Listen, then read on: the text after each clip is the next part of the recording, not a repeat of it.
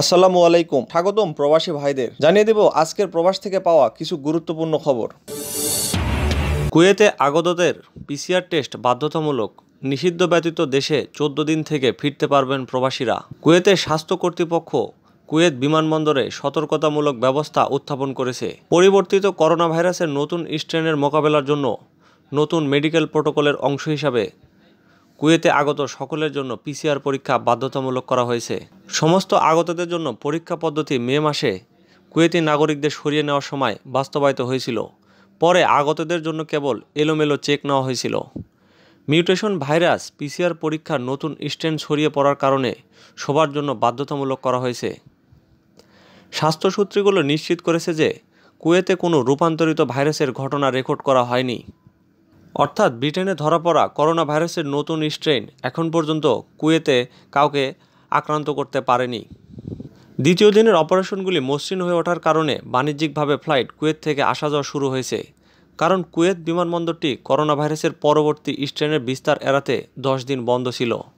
সকল যাত্রীদের তাপমাত্রা মনিটরের জন্য থার্মাল ক্যামেরার মাধ্যমে তাপমাত্রা নিরীক্ষণের জন্য প্রবেশদ্বার শুরু করে স্বাস্থ্য ব্যবস্থার কঠোর বাস্তবায়ন করা হচ্ছে। প্রস্থান হলগুলিতে যাত্রীদের কুয়েত মোসাফিরের নিবন্ধনের জন্য সামাজিক দূরত্ব মেনে চলতে হয়। নাগরিক বিমান পরিবহন অধিদপ্তরের বিমানবন্দর বিষয়ক উপমহাপরিচালক সালেহ আল ফাতাগি নিশ্চিত করেছেন যে বিমান চলাচলের বিষয়ে যে সকল সিদ্ধান্ত নেওয়া হয়েছে তার জন্য পর্যায়ক্রমে এবং নিয়মিত পর্যালোচনা রয়েছে। আল ফাতাগি বলেছেন, বিমানবন্দরে আগতদের বা যাত্রা করার জন্য মসৃণ পদ্ধতিগুলো একইভাবে অনুসরণ করা হবে। ব্যাখ্যা করা হয় যে সমস্ত সংশ্লিষ্ট ক্যাডাররা যাত্রীদের জন্য পদ্ধতি সহজ করার জন্য এবং অপারেশন প্রক্রিয়া যে কোনো পরিবর্তন দেখা যায় তা পর্যবেক্ষণ করার জন্য 24 ঘন্টা কাজ করছে। কুয়েতে যারা আসছেন তাদের স্লোনাক অ্যাপে নিবন্ধনকরণের সাথে ভ্রমণের 96 ঘন্টারও বেশি সময় আগে পিসিআর পরীক্ষা করাতে হবে এবং দেশে ফেরার পরে 14 দিনের জন্য হোম কোয়ারেন্টাইন দিয়ে শুরু হবে। বর্তমানে কুয়েতে 6 জানুয়ারি বুধবার থেকে পরবর্তী বিজ্ঞপ্তি না হওয়া পর্যন্ত ব্রিটেনের সরাসরি বাণিজ্যিক ফ্লাইট স্থগিত করেছে। এই সিদ্ধান্তটি করোনা ভাইরাসের নতুন এবং রূপান্তরিত স্ট্রেনের বিস্তার এড়াতে স্বাস্থ্য কর্তৃপক্ষের নির্দেশের ভিত্তিতে আসে। আল ফাতাগি বলেছিলেন যে নিষিদ্ধ দেশগুলোর তালিকা অব্যাহত থাকবে, যা কোনো পরিবর্তন ছাড়াই 35-এ পৌঁছেছে। কুয়েতে প্রত্যাবাসিত নিষিদ্ধ দেশগুলোর বাসিন্দাদের একটি নিষিদ্ধ ব্যতীত দেশে 14 দিন কাটাতে হবে। এরপর তারা কুয়েতে ফিরে আসতে পারবে। নিষিদ্ধ ঘোষিত দেশে 14 দিন ব্যয় না করে কেবল কুয়েতি এবং তাদের প্রথম ডিগ্রি আত্মীয়দের 35টি নিষিদ্ধ দেশ থেকে সরাসরি আসার অনুমতি রয়েছে। কুয়েতের খায়রানে গাড়িতে আগুন, মারা গেছে একজন। কুয়েতের খায়রানে গাড়িতে আগুন লেগে মারা গেছেন একজন। রবিবার দুপুরে গাড়িতে আগুন লেগে মারা যাওয়া ব্যক্তি কুয়েতি নাগরিক। স্বরাষ্ট্র মন্ত্রণালয় থেকে প্রাপ্ত একটি প্রতিবেদনে বলা হয় যে খায়রান অঞ্চলে প্রবেশপথে একটি গাড়িতে আগুন ধরে যায়। পুলিশ এবং দমকল কর্মীরা পরিস্থিতি আয়ত্তে আনে। 8 মাসে বিদেশ গেছেন মাত্র 2464 কর্মী। চট্টগ্রামের আনোয়ারার বাসিন্দা নিলয় 2013 সালে কাতার গিয়েছিলেন। কোম্পানির কাছ থেকে ছুটি নিয়ে 3 বার বাড়িতেও এসেছেন, কিন্তু গত 2রা জানুয়ারি তৃতীয়বার দেশে আসার পর আর ফেরত যেতে পারেননি। ছুটি শেষ হলেও করোনার কবলে পড়ে দেশেই বেকার জীবন পার করছেন এই রেমিটেন্স যোদ্ধা। ছুটির মেয়াদ শেষ হয়েছে মাস 6 হলো। এই অবস্থায় গত 1 বছর জমানো অর্থকড়ি ভেঙে খেয়েছেন।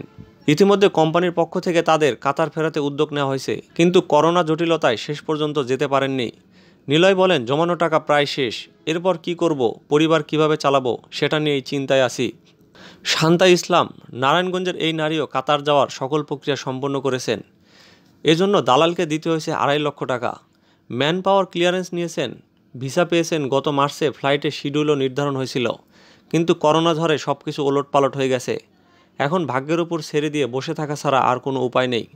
উপরন্তু দালাল আরও 50,000 টাকা দাবি করছে। সেই টাকা না দিলে ফ্লাইট চালু হলেও তার যাওয়া অনিশ্চিত বলে জানান তিনি। আর না গেলে পুরো 2.5 লাখ টাকায় খোয়া যাওয়ার আশঙ্কা রয়েছে তার। নিলয়ের মতো ছুটিতে এসে যেমন ফিরে যেতে পারেননি, তেমনি শান্তার মতো সকল প্রক্রিয়া সম্পন্ন করেও আশায় প্রহর গুনছেন লাখ লাখ বিদেশ গমনেচ্ছু নারী পুরুষ। পরিসংখ্যান বলছে গত 11 মাসে অর্থাৎ 2020 সালের জানুয়ারি থেকে নভেম্বর পর্যন্ত বিদেশে মোট কর্মী গেছেন 1,83,682 জন, যা তার আগের বছর 2019 সালের তুলনায় 5,16,477 জন কম।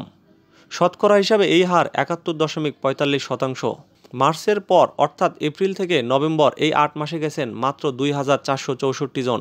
একই সময় দেশে ফেরত এসেছেন 3.25 লাখের উপরে। বিপুল সংখ্যক এই কর্মী এখন দেশে বেকার জীবনযাপন করছেন।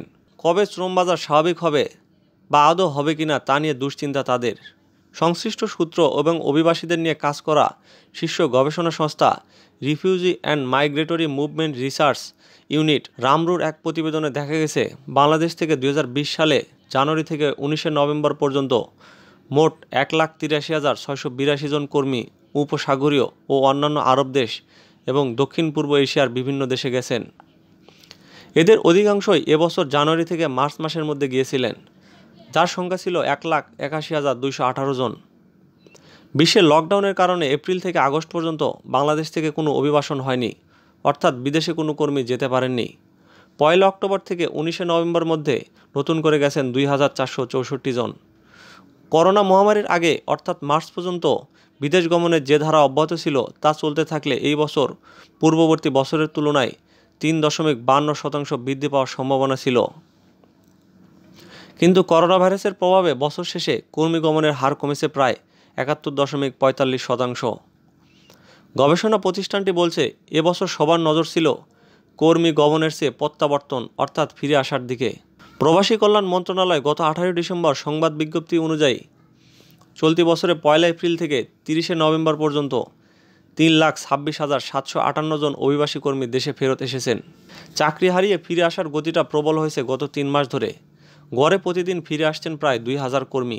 27 আগস্ট প্রবাসী কল্যাণ মন্ত্রণালয় থেকে গণমাধ্যমে পাঠানো এক সংবাদ বিজ্ঞপ্তিতে বলা হয়, 1 এপ্রিল থেকে ওই দিন পর্যন্ত 5 মাসে 26টি দেশ থেকে চাকরি হারানো সহ নানা কারণে বিদেশে কর্মরত প্রায় 85,790 জন দেশে ফিরেছিলেন। কর্মী ফেরত আসার গতি বিশ্লেষণে দেখা যায়, বিগত 3 মাসে অভিবাসীদের দেশে ফেরার হার তার পূর্ববর্তী 5 মাসের তুলনায় প্রায় 4 গুণ বৃদ্ধি পেয়েছে।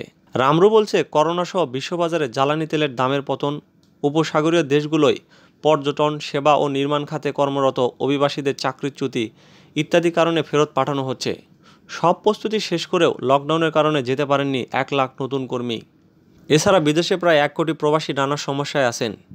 এই অবস্থা দীর্ঘতর হলেও কিভাবে শ্রমবাজার স্বাভাবিক করা যায় তার পদক্ষেপ নিতে হবে। রূপরেখা তৈরি করে নতুন কর্মী পাঠানোর জন্য কূটনৈতিক তৎপরতা বাড়াতে হবে। যে 4 লাখ কর্মী দেশে ফিরেছেন তাদের যাওয়ার ব্যবস্থা করা, একই সঙ্গে যারা যেতে পারছেন না তাদের পুনর্বাসনে মনোযোগ দিতে হবে।